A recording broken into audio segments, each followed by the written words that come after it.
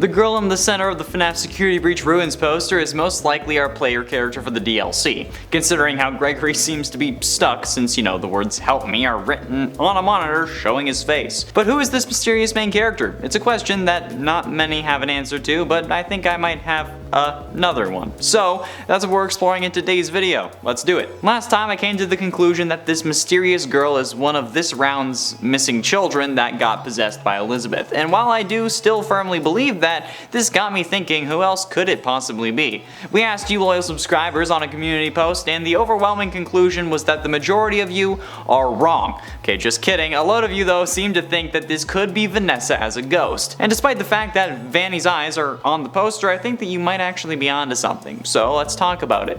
Although I just need to put this out there, the identity of this little girl is 100% not Susie, the girl who possesses Chica, okay? Susie has been dead for a very long time when this game takes place, being dead over 50 years or so, and while that doesn't really matter in the context of FNAF, there's still no way it could be. You may be thinking that she could be possessed by Susie, but we released Susie's spirit in the Happiest Day minigame. Some assume that this takes place at the end of the timeline, however I don't think that's true, considering how FNAF 3 was supposed to be the end, and that's when FNAF 3 is over and we get the good ending. So to me, that indicates that the Happiest Day minigame takes place around the time of FNAF 3, especially considering how the simulated pizzeria from FNAF 6 didn't have to lure the original animatronics back to the pizzeria, meaning that they did not need to be released, because they had already been dealt with. So in regards to this theory, the first thing I need to disprove is that it's impossible, since Vanny's eyes are in the corner. But just because we see some faded eyes, it doesn't mean that a spirit cannot be separate from a body.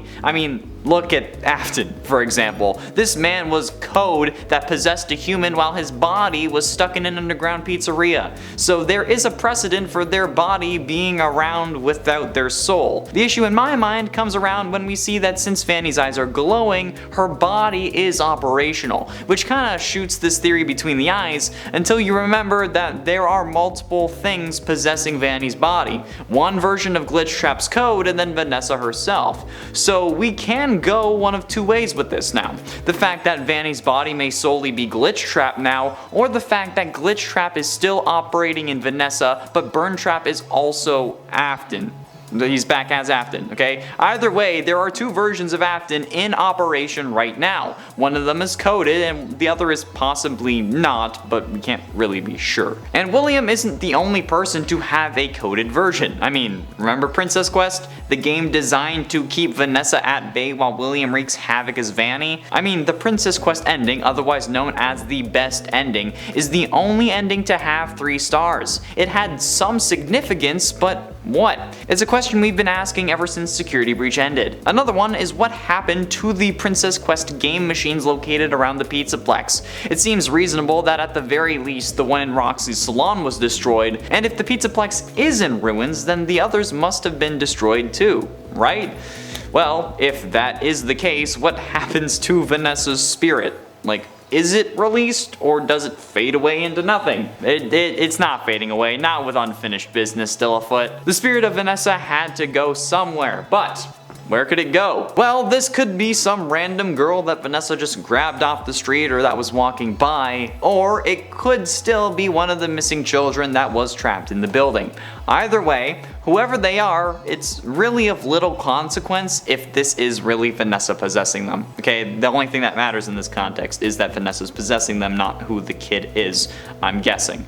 The precedent is set in this universe where one person can possess multiple things if one version that is possessing something is coded and the other is a spirit. So this is definitely possible. The character on the poster is also actually completely grayscale, aside from the rim lighting thanks to her flashlight and the color of her lights on the shoes that she's wearing.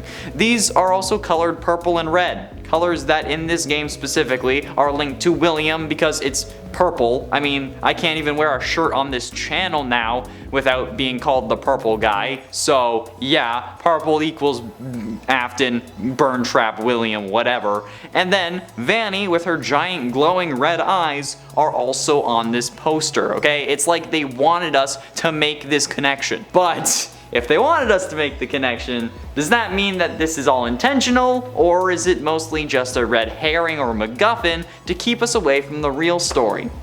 That's for you to debate in the comments. Either way, I think that the possibility of this girl being possessed by Vanessa is absolutely possible, especially since she could be just a manifestation of the player character from Princess Quest, just kind of modernized because, you know, it's FNAF, we can't really argue with that kind of thing.